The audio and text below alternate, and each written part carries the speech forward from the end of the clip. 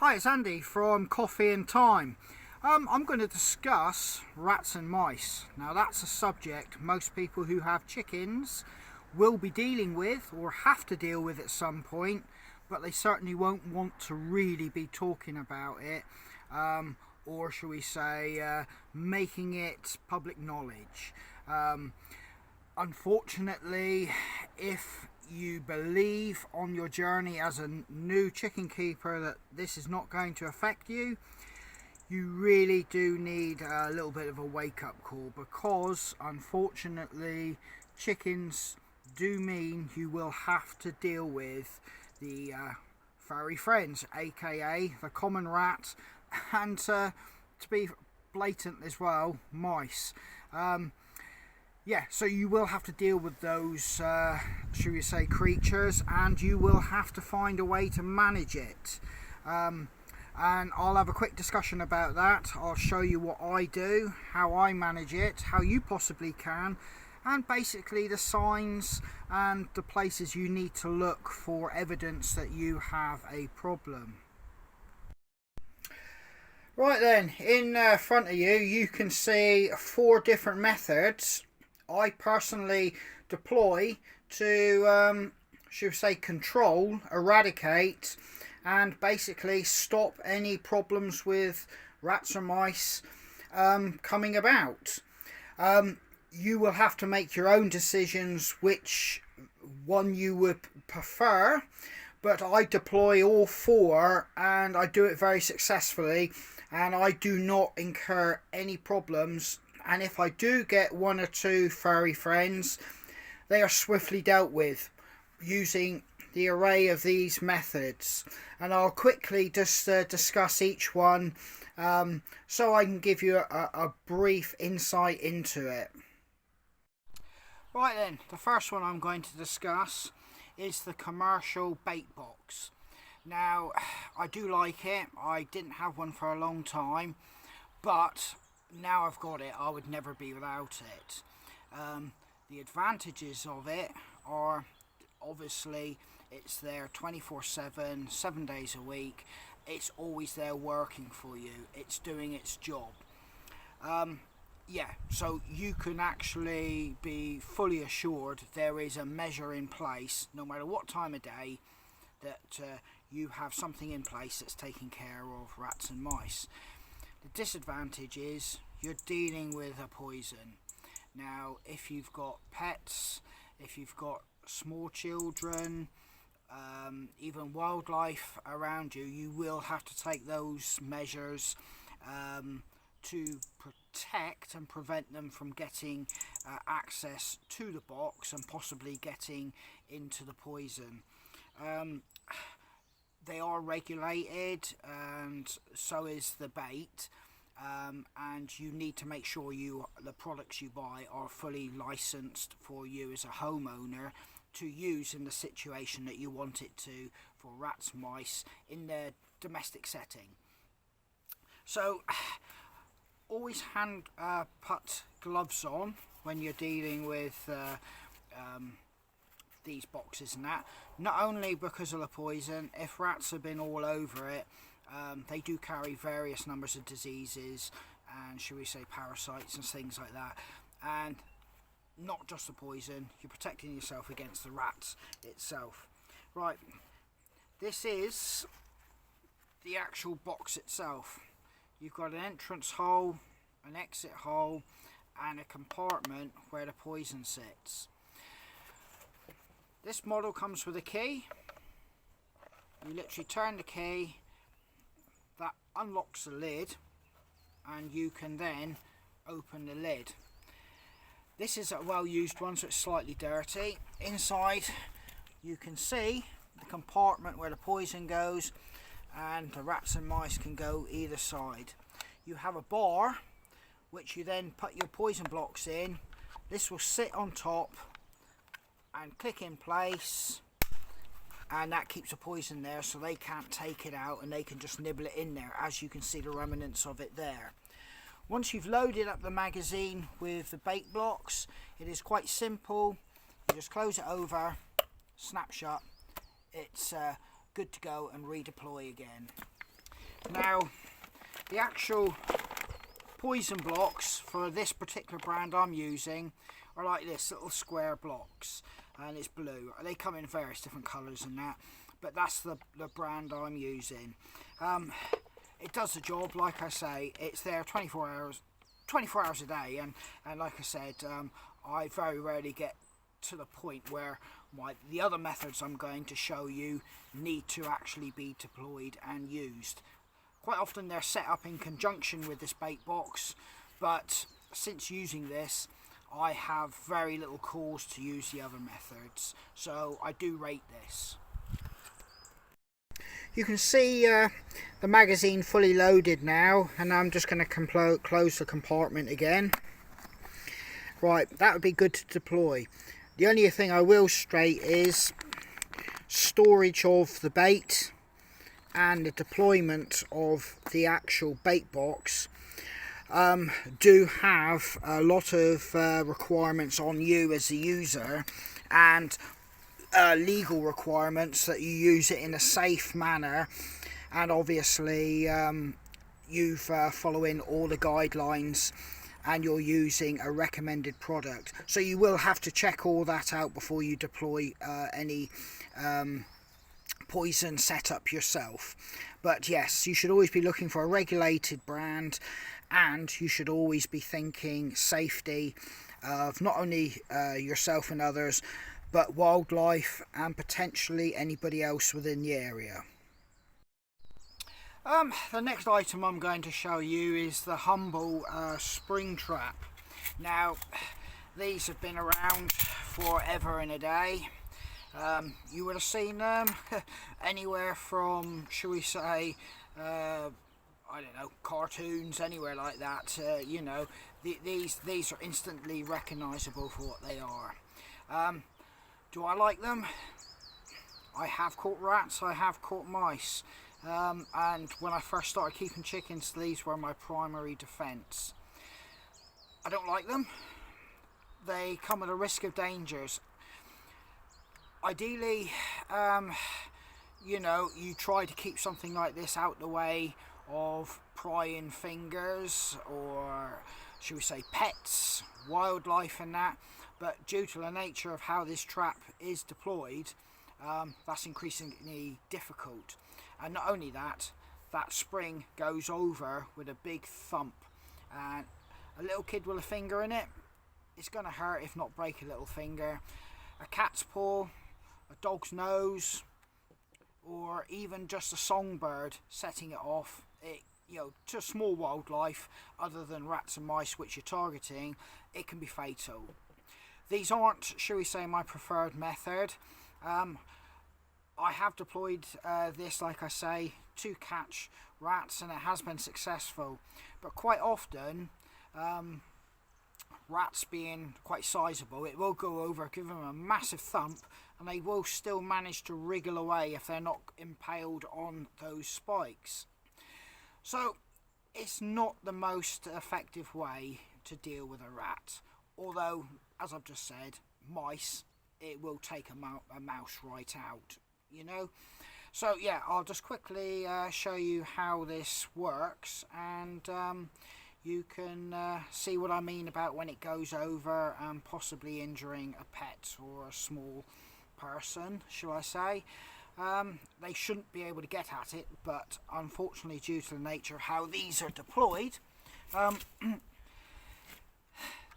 like I just said, I would think twice about using these. They are cheap and inexpensive, but I'll come on to a better trap in a minute. Right then, I'm just going to put another glove on because, like you say, when you're touching items like this, you know, you do need to think a little bit about your safety. So basically, it's a spring operated trap. Basically, it comes over, and there is a fair bit of force to that. So as you can see, there's a fair bit of force, and there you have where your bait sits, and it's a trap mechanism. The lever goes over, which holds that spring bar back. You then push the trigger over, and that catches very gentle. That latch holds the arm back, which holds the spring trap bit. Now, you stick whatever bait that you want on it. Let's go with a cartoon, shall we say cheese. But I find rats and mice quite like carrots when they're diced up and put on. Potatoes, anything like that hard, and they will come take it. And but quite often you will find these traps have gone off. Wind and rain can set them off. It works. Any action can make that lever work its way over the arm and it goes off. So, like I said, these aren't that, should we say, my preferred choice. But I'll just show you in operation a minute. Right, I'm not using my fingers. As you can see, I'm using a stick. And I'm going to try and pretend I'm a mouse there eating along. I really don't want to catch my finger. Oh, there. You can see the actual power of that spring. And like I said, not my preferred method of trapping. But you'll have to make those decisions to your own setup and your environment and your needs yourself. Right then, this brings me on to my favourite item, to be fair and honest with you. This poses no danger to wildlife, pets, small children, anything like that. And on top of that, a humane trap. You can release any songbird, and indeed I had a hedgehog one morning. I came down to go surfing, something like, I know, crazy, like 6:30 in the morning, so I thought I'd feed the chickens. Come down here, I thought, oh, trap's gone off, and I could see something moving around, and it was just getting light. Come to have a look, it was a hedgehog. So I was able then just to undo the trap door. I put the hedgehog down and he scuttled off, and off he went on his own business and made his way home. Now, they are expensive in terms compared to the other traps you've just seen. But I will just bring it up so you can get a look. Right, there you go. It is quite simply a square box with a trap door on it. I've got a snail in it. So basically, there's a pad in there. The pad gets moved by something on it. This door then comes down and shuts down behind it. It's trapped in there. I haven't had mice in it. I've had rats. I don't know if mice would be able to squeeze through these holes. Possibly, but I've had rats. The one thing with a humane trap for me is I have to then dispatch the rodent inside. If you try to get the rodent out, you endanger yourself getting bit. You endanger, not only that, the fact that the rat can run off and then cause, further problems for yourself down the line. So if you've got a humane trap, and you catch the target species like a rat, you will have to dispatch it inside the, shall we say, trap. And I do that using the Humble UK legal powered air rifle 22 caliber.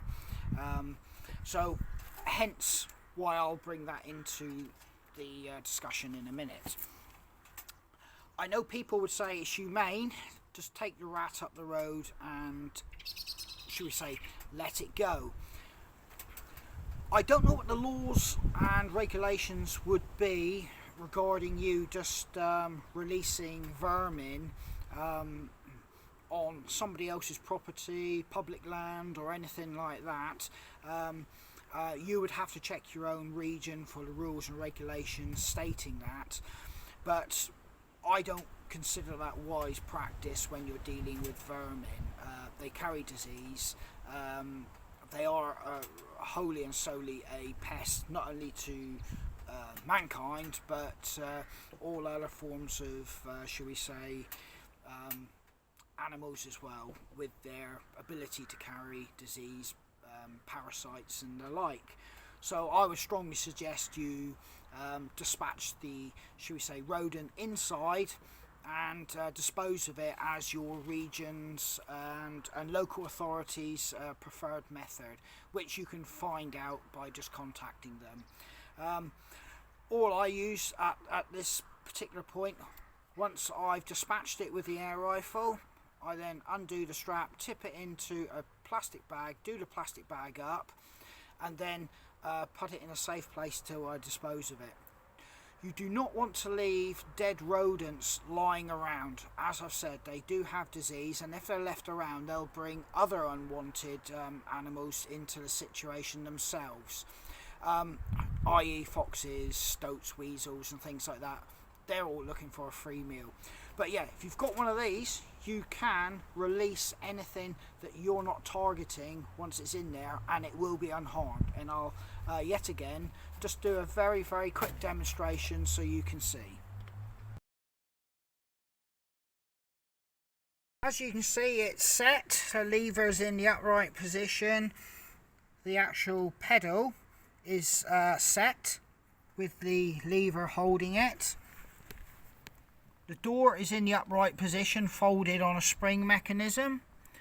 Now, what happens is the rodent will come in through here, scurry around here, get interested in what's going on over here. Once it gets on this pad, the weight, if you watch, the weight of it, there, bang, the door's just shut behind it. So there you have a completely, it can't get out, it's in there till you decide what to do with it. And on top of that, if it's a bird or some other bit of or British wildlife, you can let it go. I found peanut butter or chocolate spread seems to be something that, shall we say, rats seem to like. So I use that on it, and it works extremely well. So yeah, as I've said, I rate these. I can't fault these in one little bit. Like I said, I've caught a hedgehog, let it go, bang, off it went. It did what it had to do, and it was on its way home, and probably had a nice meal of peanut butter. So for the hedgehog, it was a win-win, and for me, I felt good because I was able to let it go with no harm done. But yes, I've caught quite a few rats. But like I said, you will have to be prepared to dispatch them inside this actual cage. So that's something to bear in mind.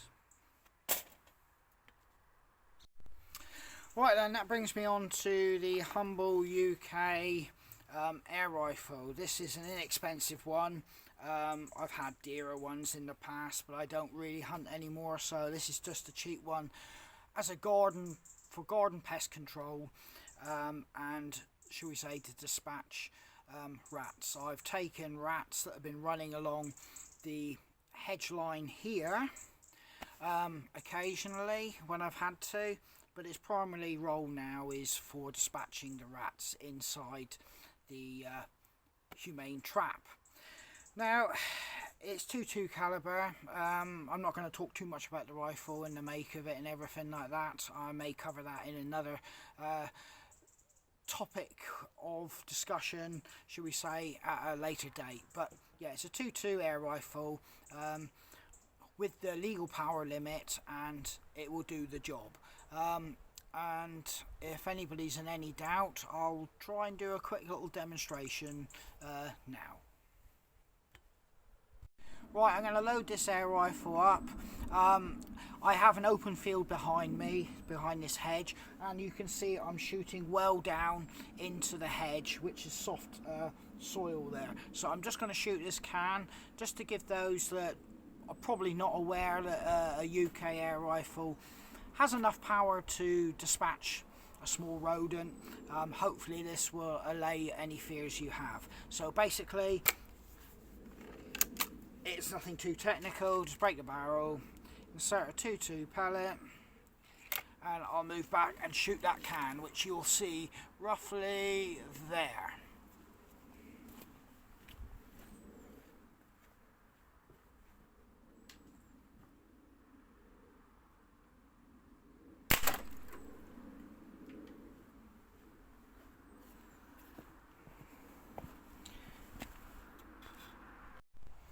Right then, basically you can see where the pellet went in. It blew the can open there. This can was full of water and it came out the other side. So it passed through a can full of water, no problem at all. So to dispose of or dispatch a rodent in the humane trap, it's more than capable of doing that, and it saves me getting my hands anywhere near the rat that can bite, obviously, or me get in a position where I can endanger my own health, or even just the rat escape and become a nuisance elsewhere.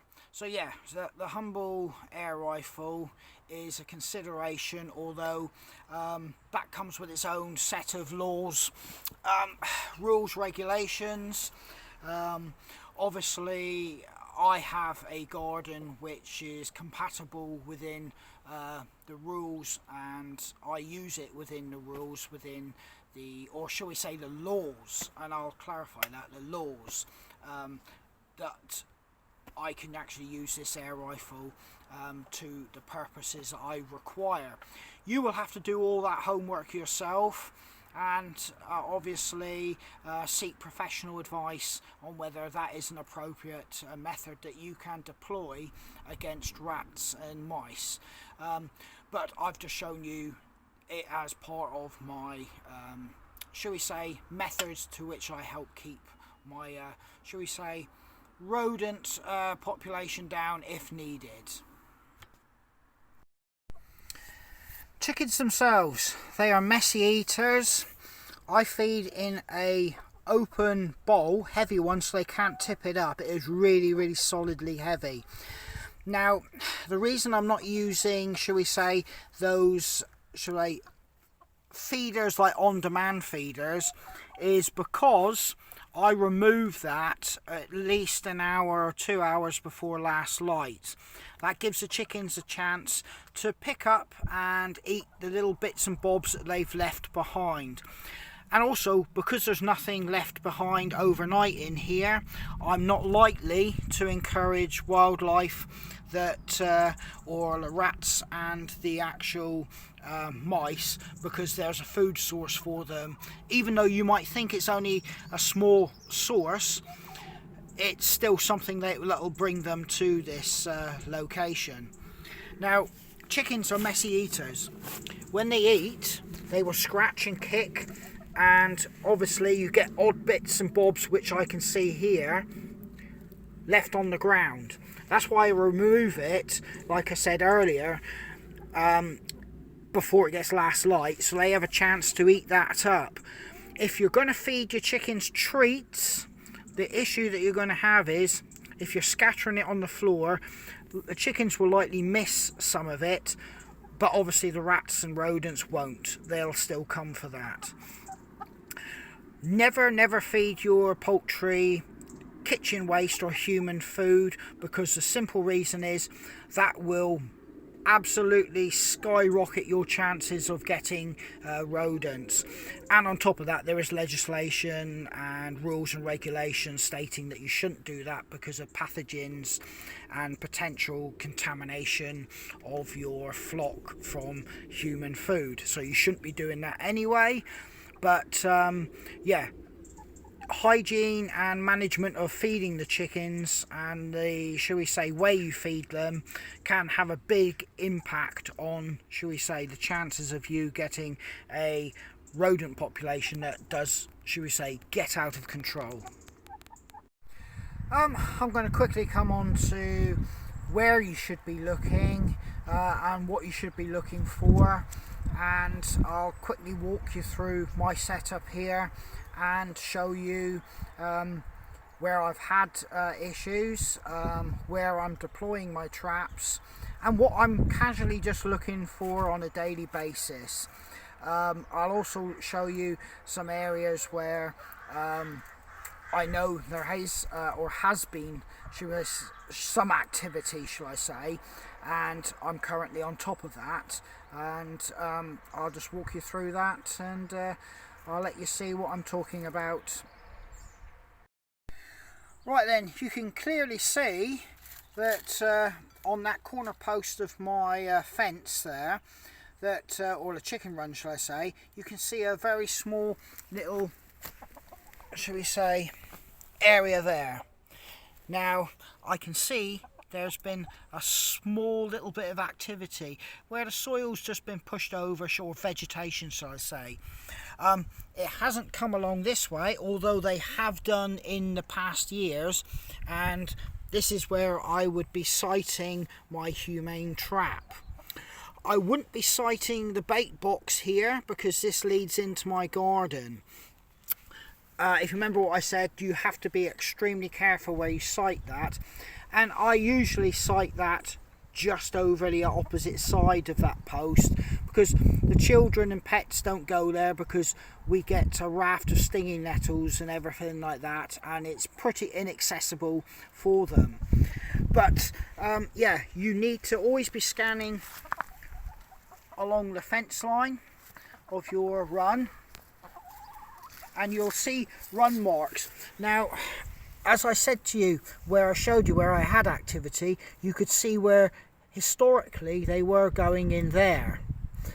But like I say, I haven't got a problem with them here at the moment, because I dealt with that, and that was, shall we say, last winter. So, but obviously you can still see the evidence of where they've been. So you check all the way along. Obviously I've got my bird flu biomeasures and everything in place, and that's part of you doing this as well. Coming around here, you check to see if you can see any run marks. As you can see, nothing there. Coming down here, right then, you can clearly see something's been coming up and down here. I know exactly what that is. That's our domestic cats, where they gain access to the property next door and the open fields. And you can see that's too big. Coming along here,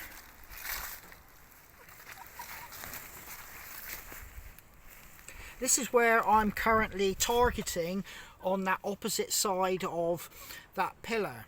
Now, just around there is where I believe I've had some activity.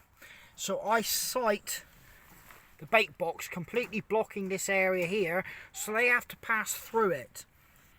And like I said, hence I've got no activity further than just there, and nothing else has been, looks like it's been, shall we say, dug, bitten, or there's any more tracks. The humane trap I've been sighting just further back here, and for peace of mind I have put that spring trap there, so I've covered this complete area in traps and bait boxes just to, as a peace of mind. But I'm going to take away the spring-loaded trap because activity is virtually nil, and I'll just leave the spring-loaded humane trap and bait box in place, just as a peace of mind. And you can always check if you've got activity, because you can see if your bait blocks are being eaten. What will happen is you'll see them being eaten, and as the poison starts to work, less and less of that bait blocks will be eaten, till the point none are being eaten, and then you'll know that you've got no activity. You need to look inside your run. Rats will tunnel underneath and come up inside. If they do that, you will have to make sure that you're on top of that. You'll have to find out where they're coming from, and then cover over the holes so they're diverted back to where you can actually put your traps and that.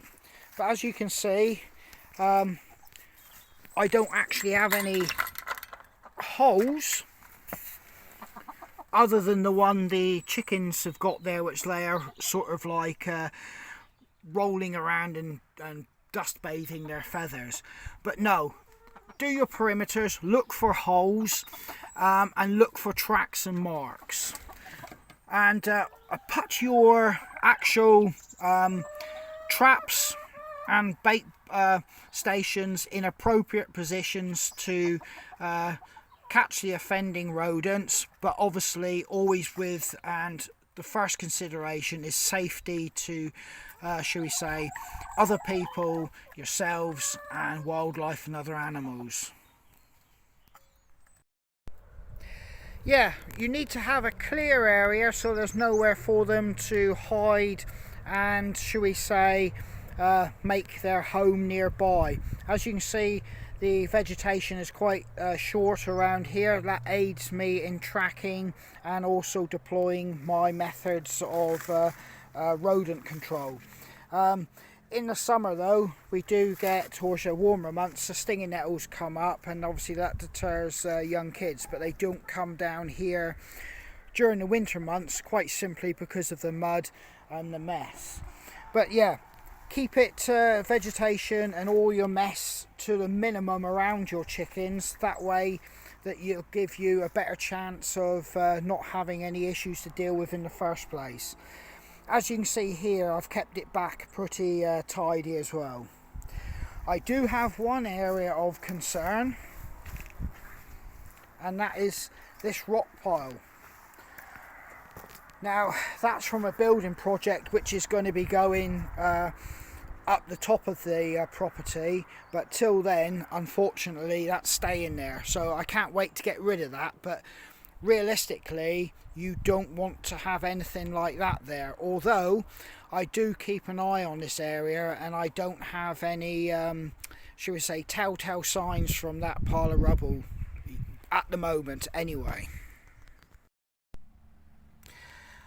About 2 years ago, I had this hole here. We would get a couple rats coming out, which we were deploying the spring-loaded trap against, but they became very savvy to that, and they would run right along this, shall we say, border to the hedge, down here, along the actual hedge line here, over here. They'd come up there, come along here, they tunnelled underneath there, and then they came up. Now there was a break in the shall we say, flooring of the wire mesh there, and they were forcing themselves up, and they get helping themselves whatever they could get, and then coming back through again. And this was during the daytime. I did actually deploy the air rifle at this stage, and I was able to knock one or two over, and then get the rest with a trap up here. We've since had no problems there.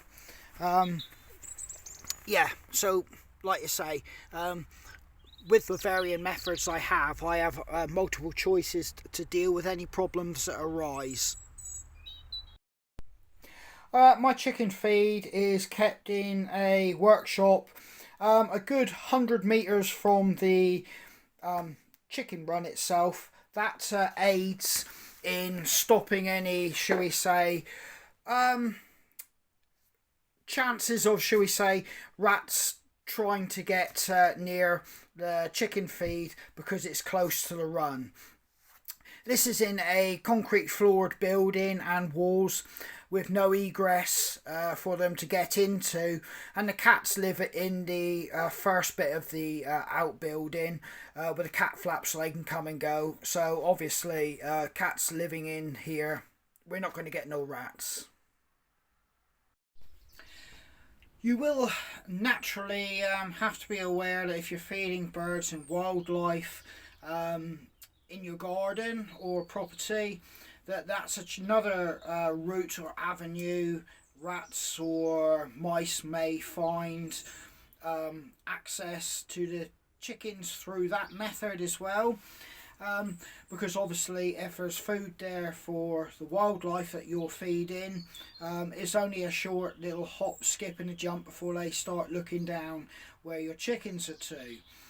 Now, if you've got neighbours that are feeding wildlife, and obviously that obviously brings me on to the next topic, that you can be doing everything that you can do to stop, shall we say, the incursion of rodents, but sometimes you may have them coming from other people's properties, which means you may have to bite the bullet, be tactful, and have that painful discussion about how you both jointly solve the problem.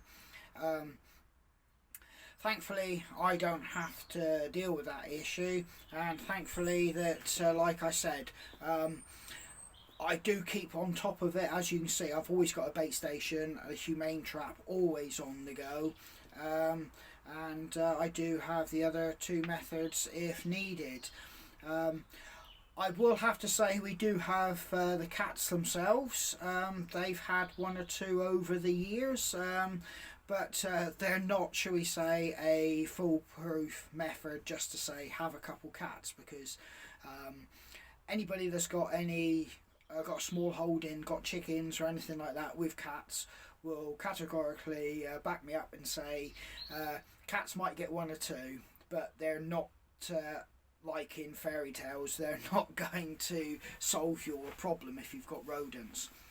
That brings me on to the point, all the methods I've shown you, you will have to sit down and think about the legality in your region, area, location, and how you're going to deploy them or use them, and indeed, you know, how you feel about each particular method.